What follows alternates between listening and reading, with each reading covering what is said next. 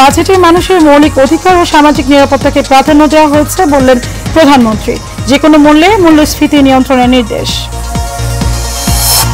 এবং দ্রব্যমূল্যের চাপ কমাতে বাজেটের আকার কমানো হয়েছে জানালেন অর্থমন্ত্রী। মূল্যস্ফীতি নিয়ন্ত্রণে অব্যাহত থাকবে সংকোচন নীতি।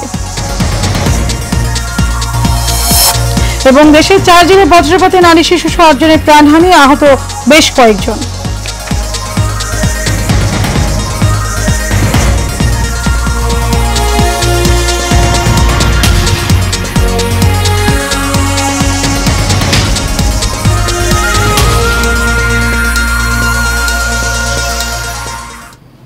স্বাগত এশিয়ান নিউজে, আপনাদের সাথে আছে আমি মারিয়ামিকো।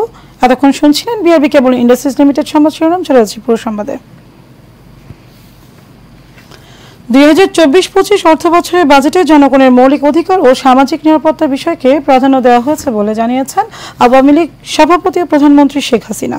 গতকাল বিকেলে তেজগাঁও জেলা আওয়ামী লীগের কার্যালয়ে ঐতিহাসিক 6 দফা উপলক্ষে আয়োজিত আলোচনা সভায় প্রধান অতিথির বক্তব্যে একথা বলেন তিনি। এ সময় মূল্যস্ফীতি নিয়ন্ত্রণ সবচেয়ে বড় চ্যালেঞ্জ উল্লেখ করে সরকার প্রধান বলেন, যে কোনো মূল্যে মূল্যস্ফীতি নিয়ন্ত্রণ করতে হবে। লতিফ চৌধুরী ক্যামেরা আরও জানাচ্ছেন বাতেন বিপ্লব। বিএনপির শাসন আমলে সর্বশেষ বাজেট ছিল ৬২,০০০ কোটি টাকার, আর তত্ত্বাবধায়ক সরকার ৬৮,০০০ কোটি টাকার বাজেট দিয়েছিল। সেখানে বর্তমান সরকার ৭,৯৭,০০০ কোটি টাকার বাজেট দিতে সক্ষম হয়েছে। এই বাজেটে মানুষের মৌলিক যে অধিকার সেটা নিশ্চিত করার জন্য শিক্ষা, স্বাস্থ্য, কৃষি, দেশীয় শিল্প এবং সামাজিক নিরাপত্তা এসব বিষয়গুলোতে প্রাধান্য দেওয়া হয়েছে, যা মানুষকে আরও উন্নত জীবনের নিশ্চয়তা দেবে। ঐতিহাসিক 6 দফার আলোচনায় প্রধানমন্ত্রী শেখ হাসিনা এসব কথা বলেন। দুর্নীতি, সন্ত্রাস, জঙ্গিবাদ, বাংলা ভাই, এইগুলি ছিল নিত্যদিনের ব্যাপার। প্রতিটি শিক্ষা প্রতিষ্ঠানে অস্ত্রের ঝঞ্ঝানি, মেধাবী ছাত্রদেরকে ব্যবহার করা অস্ত্রধারী হিসেবে, পার্বত্য চট্টগ্রামে অশান্তি সৃষ্টি, নানা ধরনের ঘটনা। বাংলাদেশের মানুষ আবার যেন সেই পাকিস্তান আমলের সেই দুর্ভিক্ষপ্রীত দেশ। 81 সালে যখন ফিরে আসি, সারা বাংলাদেশ ঘুরি, যেখানে প্রতি বছর দুর্ভিক্ষ, মানুষের গায়ে কোনো মাংস ছিল না, হাড় চামড়া ছাড়া, কোনো রোগের চিকিৎসা ছিল না।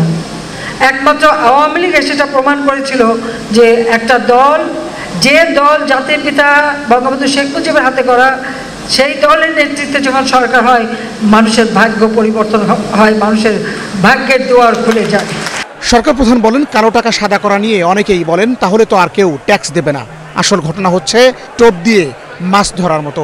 কালো টাকা নিয়ে আমি শুনি অনেকে বলে কালো টাকা তাহলে আর কেউ ট্যাক্স দেবে না। ঘটনা কিন্তু তা না। এটা শুধু কালো টাকা না, জিনিসের দাম বেড়েছে। এখন 1 কাঠা জমি যার সেই কোটিপতি, কিন্তু সরকারি যে হিসেব সেই হিসেবে কেউ বেচে না, একটু বেশি দামে বেচে, কিছু টাকা উদ্বৃত্ত হয়, কিন্তু এই টাকাটা তারা গুজে রাখে।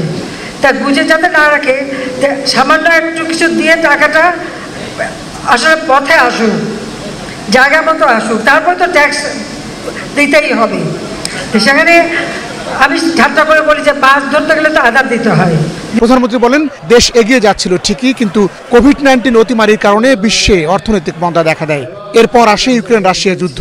নানা কারণে চাপে পড়া বিশ্বের সাথে চ্যালেঞ্জ নিয়েই আগাতে হবে বলে মনে করেন শেখ হাসিনা। তত্ত্বাবধায়ক সরকার আমাদের খুশি ছিল, তাদের নাকি গুরুত্ব থাকে। বাতেন বিপ্লব, এশিয়ান টেলিভিশন, ঢাকা। চলমান অর্থনৈতিক সংকটে মূল্যস্ফীতি নিয়ন্ত্রণের সকল পদক্ষেপ নেওয়া হয়েছে এবং আরও পর্যালোচনা চলছে বলে জানালেন অর্থমন্ত্রী আবুল হাসান মাহমুদ আলী। গতকাল বাজেটোত্তর সংবাদ সম্মেলনে মন্ত্রী বলেন, 2024-25 অর্থ বছরের মূল্যস্ফীতি 6.5-এর মধ্যে রাখার চেষ্টা থাকবে। সেই সাথে প্রবৃদ্ধি 6.75-এ উন্নীত করার জন্য কাজ করবে সরকার। বিস্তারিত নূর মোহাম্মদ ভুইয়ার রিপোর্টে। উচ্চ পর্যায়ে থাকলেও রাজধানীর ওসমানী স্মৃতি মিলনায়তনে 2024-25 অর্থ বছরে বাজেট উত্তর সংবাদ সম্মেলনের আয়োজন করে অর্থ মন্ত্রণালয়। মূল্যস্ফীতি কমে আসবে, এটা আমি দৃঢ়ভাবে আপনাদের। প্রথমে চলতি অর্থ বছরে বাজেট নিয়ে লিখিত বক্তব্য পাঠ করেন অর্থমন্ত্রী আবুল হাসান মাহমুদ আলী। বলেন, দ্রব্যমূল্য চাপ কমাতেই বাজেটের আকার কমানো হয়েছে। আগামী অর্থ বছরে আমরা 6.75% প্রবৃদ্ধি অর্জনে সক্ষম হব। সুধীবৃন্দ, আপনারা লক্ষ্য করেছেন 2026 সালে আমাদের স্বল্পোন্নত দেশের তালিকা থেকে আনুষ্ঠানিক উত্তরণ এবং তারপর ক্রমান্বয়ে 2041 সালের মধ্যে উন্নত দেশে পরিণত হওয়ার লক্ষ্যে গবেষণার উপর এবারের বাজেটে বিশেষভাবে জোর দিয়েছি। আগামীতে রিজার্ভ ও তারল্য সংকট থাকবে না, এটা একটি চলমান প্রক্রিয়া উল্লেখ করে অর্থমন্ত্রী আগামীতে সার্বজনীন পেনশন স্কিম পরিকল্পনা তুলে ধরেন। আমরা সর্বজনীন পেনশন ব্যবস্থা চালু করেছি, যাতে ব্যাপক সাড়া পাওয়া যাচ্ছে। এই কার্যক্রমে আমরা সকল শ্রেণীর নাগরিককে অন্তর্ভুক্ত করব। ইতোমধ্যে স্বায়ত্তশাসিত ও রাষ্ট্রায়ত্ত প্রতিষ্ঠানের নতুন নিয়োগপ্রাপ্তদের এই ব্যবস্থার আওতাভুক্ত করা হয়েছে। এ সময় বাজেট নিয়ে সাংবাদিকদের বিভিন্ন প্রশ্নের উত্তর দেন মন্ত্রী, প্রতিমন্ত্রী, প্রধানমন্ত্রীর অর্থ উপদেষ্টা এবং এনবিআর চেয়ারম্যান। অ্যাসেট প্রাইসের ভ্যালুয়েশন সেটা বাড়বে, আর অন্যান্য জিনিসের দাম বাড়বে। তবে যেই জিনিসগুলোর দাম নিয়ন্ত্রণের মধ্যে রাখতে হয়, সরকার সে ব্যাপারে সবসময় সচেষ্ট। ধান, চাল, গম, ছোলা, মসুর সহ বিদ্যমান 2% যে কর ছিল, সেখান থেকে কিন্তু 1% করের আওতায় নিয়ে আসা হয়েছে। ব্যাংকের কার্যাবলী চলতে থাকবে, না হলে অর্থনীতির উপরে এর একটা অশুভ প্রভাব পড়ে। এই দুটোর ভিতরে ভারসাম্য রেখেই সরকার তার দায়িত্ব পালন করবে। কালো টাকা মূলত দেশের বাইরেই বেশি চলে যায় এবং বিভিন্ন ভোগবিলাসের কাজে ব্যয় করে ফেলেন। ইকোনমিতে ব্যবহার করার জন্য কালো টাকার তেমনই হয় না।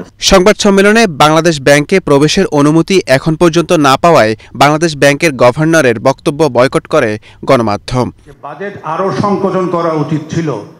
নূর মোহাম্মদ ভূঁইয়া, এশিয়ান টেলিভিশন, ঢাকা।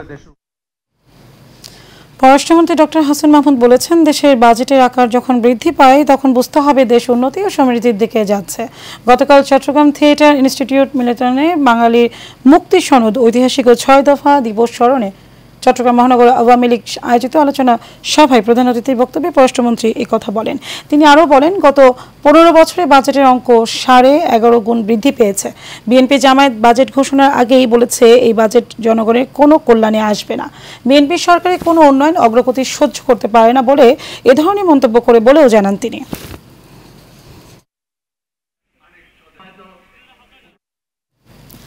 বাজেটে 15% কর দিয়ে কালো টাকা সাদা করার সুযোগ দেওয়ার মানে হলো নিয়মিত যারা কর দেন তাদেরকে নিরুৎসাহী করা বলে সমালোচনা করেছে গবেষণা প্রতিষ্ঠান centre for policy dialogue CPD.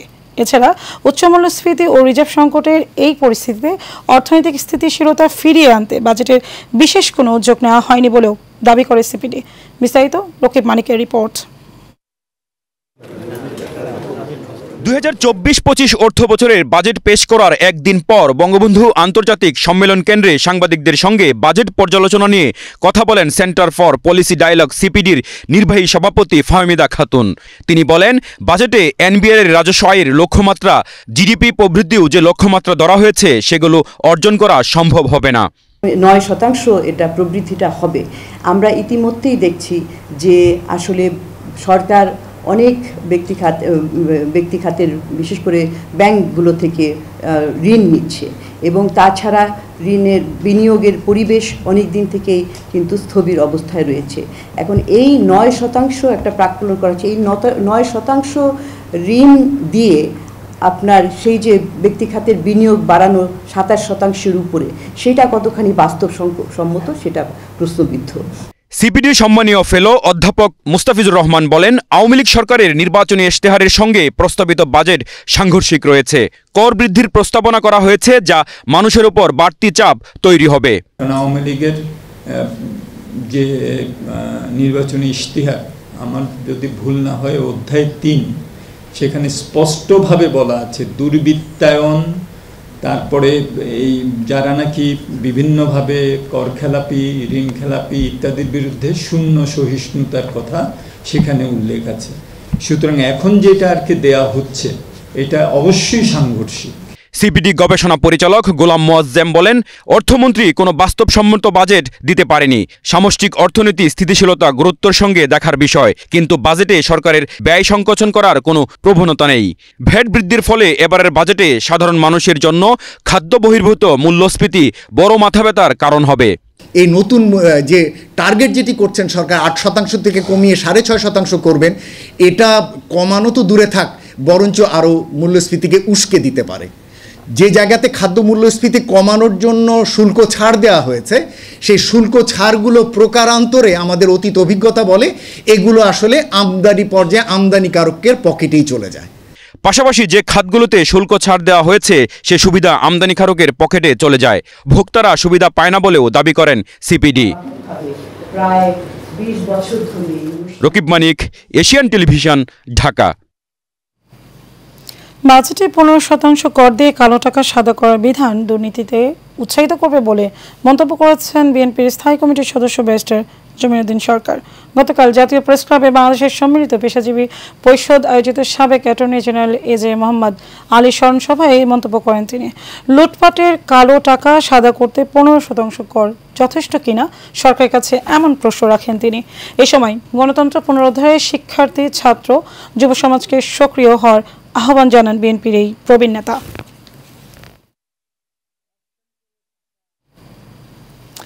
দেশের বিভিন্ন স্থানে বজ্রপাতে নারী ও শিশুসহ 8 জনের মৃত্যু হয়েছে। শুক্রবার দুপুর থেকে বিকেল পর্যন্ত নওগাঁ, চাঁপাইনবাবগঞ্জ, নাটোর ও ঠাকুরগাঁয়ে পৃথক পৃথক স্থানে প্রাণহানির ঘটনা ঘটে। নওগাঁয় বজ্রপাতে 3 জনের মৃত্যু হয়েছে। পত্নীতলা থানা পুলিশের ভারপ্রাপ্ত কর্মকর্তা মোজাফফর হোসেন জানান, ঝড়ের বৃষ্টির সময় বাড়ির পাশে আম কুড়াতে যান খাদেমুল। এই সময় বজ্রপাত হলে সেখানেই তার মৃত্যু হয়। একই সময় বাড়ি উঠানে খড় শুকানোর সময় বজ্রপাতে মনিকার মৃত্যু হয়। অন্যদিকে চাঁপাইনবাবগঞ্জের শিবগঞ্জ ও ভোলাহাট উপজেলায় বজ্রপাতে 2 শিশু ও 1 নারী সহ 3 জনের মৃত্যু হয়েছে। এদিকে শিবগঞ্জ উপজেলার নিজ বাড়িতে গোসল করার সময় বজ্রপাতে কবিতা খাতুন নামে 1 নারী মারা যায়। নাটোরের নলডাঙ্গায় বারনাই নদীতে মাছ ধরার সময় বজ্রপাতে মোহাম্মদ কামরুল হোসেন নামের এক যুবকের মৃত্যু হয়েছে। এ সময় আহত হয়েছেন মোহাম্মদ মজনু নামের একজন।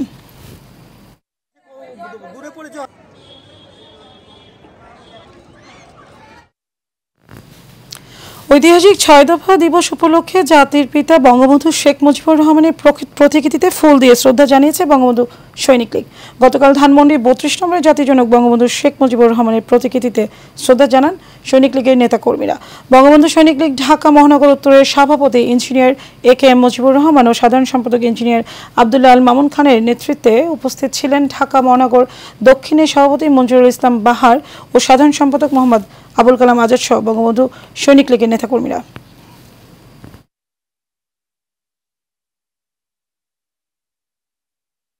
এবার সারা বাংলার প্রসঙ্গ।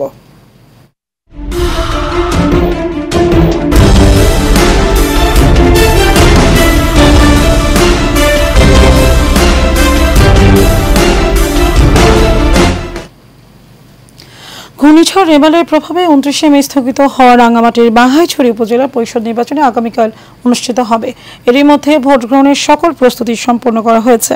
উপজেলার 39টি ভোট কেন্দ্রের মধ্যে শুক্রবার দুপুর থেকে সাজেক ও বাঘাইছড়ি ইউনিয়নের দুর্গম 6টি কেন্দ্র ভাই বোন ছড়া দোসর, শিয়ালদা, দুইছুই ও ব্যাটালিয়ন কেন্দ্রে 27 বিজিবি মহিষাজনের হেলিপ্যাড ব্যবহার করে হেলিকপ্টারের সাহায্যে ভোটের মালামাল ও কর্মকর্তাদের পাঠানো শুরু হয়েছে।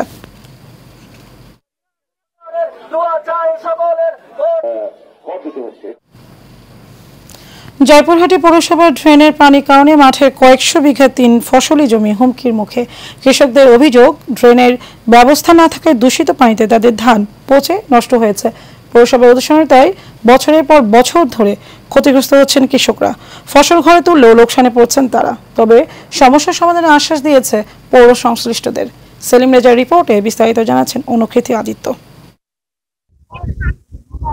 বিগত সময়ে জয়পুরহাট পৌরসভার 5 নং ও 6 নং ওয়ার্ডের কয়েকশো বিঘা 3 ফসলি জমিতে ধান, আলু, সরিষা সহ বিভিন্ন সবজি উৎপাদন করতেন স্থানীয় কৃষকরা। কিন্তু প্রায় 10 বছর ধরে এই জমিগুলোতে আর চাষ করা হয় না 3 ফসলি ফসল। পৌরসভার ড্রেনেজ ব্যবস্থা না থাকায় শহরের ড্রেনের ময়লাযুক্ত দূষিত পানি ফসলের মাঠে ছেড়ে দেয়া হয়। এতে করে শুধুই ইরি বুড়ো ধান চাষ করা হলেও অন্য ফসল চাষ করতে পারছেন না কৃষকরা। গোটা 6 নম্বর ওয়ার্ডের পানিটা আমাদের এই এলাকায় ঢোকে। প্রায় 10 বছর থেকে প্রায় 1.5 থেকে 200 বিঘা জমির কোনো আবাদ আমরা পাই না। আমরা গত 10 বছর থেকে কোনো প্রকার ফসল পাই না। যদি কোনোভাবে ইরির ধান একটু লাগাই, কাটার সময় যায় কাটতে পারি না। পৌরসভা বাঁচুক, 10টা লোক জনগণও বাঁচুক, আমরা বাঁচি, এখান থেকে আমাদেরকে উদ্ধার করে।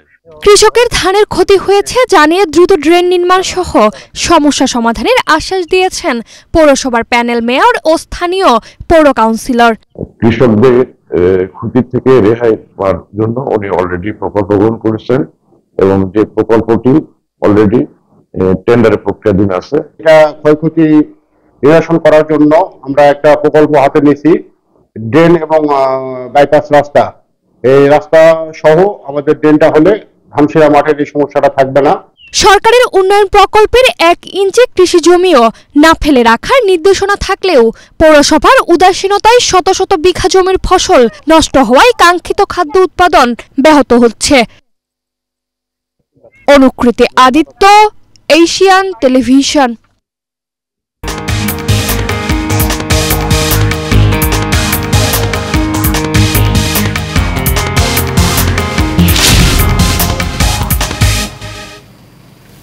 এবার আন্তর্জাতিক সংবাদ। ভারতের ক্ষমতাসীন দল বিজেপি নেতৃত্বাধীন এনডিএ জোটের নবনির্বাচিত সংসদ সদস্যদের বৈঠকে নরেন্দ্র মোদীকে সংসদ নেতা নির্বাচিত করা হয়েছে। এরপর ভারতীয় রাষ্ট্রপতি ভবনে গিয়ে দ্রৌপদী মুর্মুর কাছে সরকার গঠনের দাবি জানান এনডিএ নেতারা। বেশ কয়েকটি সূত্রের বরাতে এসব তথ্য জানিয়েছে ভারতীয় সংবাদ মাধ্যম ইন্ডিয়া টুডে। গতকাল স্থানীয় সময় বেলা 11টায় ভারতীয় সংসদ ভবনের সেন্ট্রাল হলে এনডিএর এমপিদের এই বৈঠকে অনুষ্ঠিত হয়। এই বৈঠকে মোদী জোটের নেতা নির্বাচিত হয় তৃতীয়বারের মতো। বিশ্বের সবচেয়ে জনবহুল দেশের প্রধানমন্ত্রী হতে যাচ্ছেন তিনি।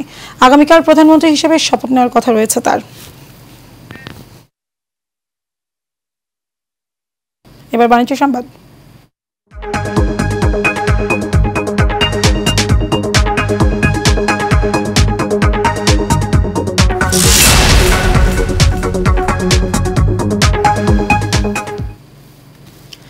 কোরবানি ঈদকে সামনে রেখে টুংটাং শব্দে মুখরিত হয়ে উঠেছে কুষ্টিয়ার খোকসা উপজেলার কামারপাড়া। তৈরি করছেন কোরবানির পশু জবাই থেকে শুরু করে কাটার কাজে ব্যবহৃত নানান সরঞ্জাম। তবে কয়লা, লোহার দাম বৃদ্ধির কারণে উৎপাদন খরচ কিছুটা বেড়েছে। প্রতিনিধি পুলক সরকারের রিপোর্টে জানাচ্ছেন আরভি ইসলাম হিমু। ঈদুল আজহাকে সামনে রেখে সকাল থেকে রাত পর্যন্ত লোহার আওয়াজ, হাপারের ফোসফাস আর হাতুড়ি পেটার টুংটাং শব্দে মুখর কুষ্টিয়ার খোকসা উপজেলার কামারপল্লীগুলো। ঈদ যতই ঘনিয়ে আসছে, কামারদের ব্যস্ততা ততই বাড়ছে। তবে কাঁচা লোহা ও উৎপাদনের উপকরণের মূল্য বৃদ্ধি সহ নানা প্রতিকূলে বন্ধের পথে অনেক কামারশালা। আমাদের লোহা, কয়লা, তারপরে রেট, সবটার দামই তো বাড়তে, আর কাঁচা বাজারের দামও তো সবই বাড়তে হয়ে গেছে। আমার কাজের দাম আজও বাড়েনি। ঈদের তো লাগেই তো ডাসা, চাকু, আর কি লাগে। সারা বছর পরে আমরা ঈদের আশা করে রয়েছি, দিন 10-15 যা কাজ করি, রাত দিন করি, সারা বছরের খরচ এই করি আর কি। কামার শ্রমিকরা বলছেন, লাভ কম হলেও বাপ দাদার পৈতৃক পেশা আগলে থাকায় বিপাকে তারা। দাদাই করেছে, বাবাই করেছে, আমরা করে আসছি। আমাদের ছেলেপেলে এদিকে আসতে চাচ্ছে না। সরকার তো আমাদের কিছু দেয় না, বুঝতে পারলেন। আমার নিজের মতন নিজেই কাজ করি, খাই দেয়। এই প্রাচীন এই ঐতিহ্য টিকিয়ে রাখতে এগিয়ে আসতে হবে সরকারি বেসরকারি বিভিন্ন প্রতিষ্ঠানকে, এমনটাই মনে করছেন সংশ্লিষ্টরা। আরভি ইসলাম হিমু, এশিয়ান টেলিভিশন।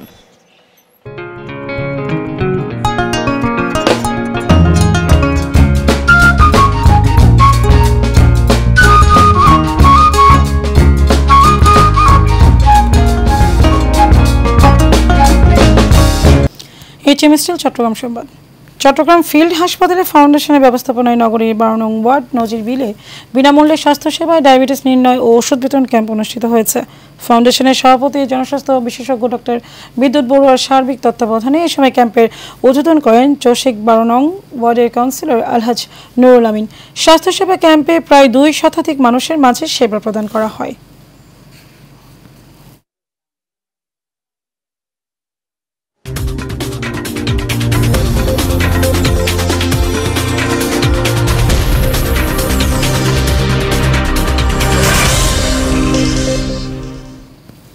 জানাচ্ছি খেলার খবর। আইসিসি টি20 বিশ্বকাপে শ্রীলঙ্কার দেয়া 125 রানের টার্গেটে ব্যাট করেছে বাংলাদেশ।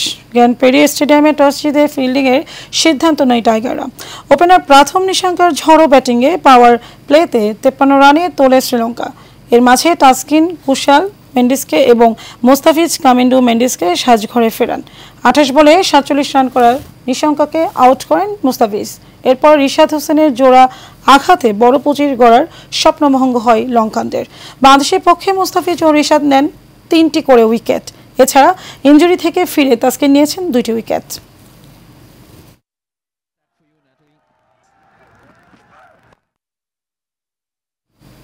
শেষ করব এশিয়ান নিউজ, তার আগে বিআরবি কেবল ইন্ডাস্ট্রিজ লিমিটেড সংবাদ শিরোনাম জানাবো আরও একবার।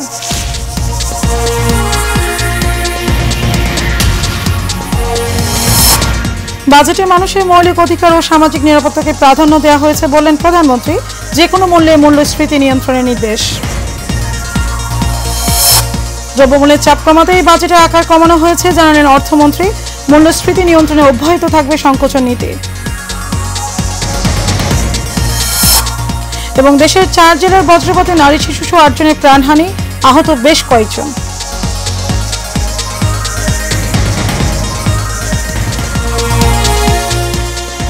দর্শক, এই ছিল আমাদের এতক্ষণকার আয়োজন। আমাদের পরবর্তী সংবাদ দুপুর 12টা বেজে 30 মিনিট দেখার আমন্ত্রণ রইল। ধন্যবাদ সবাইকে।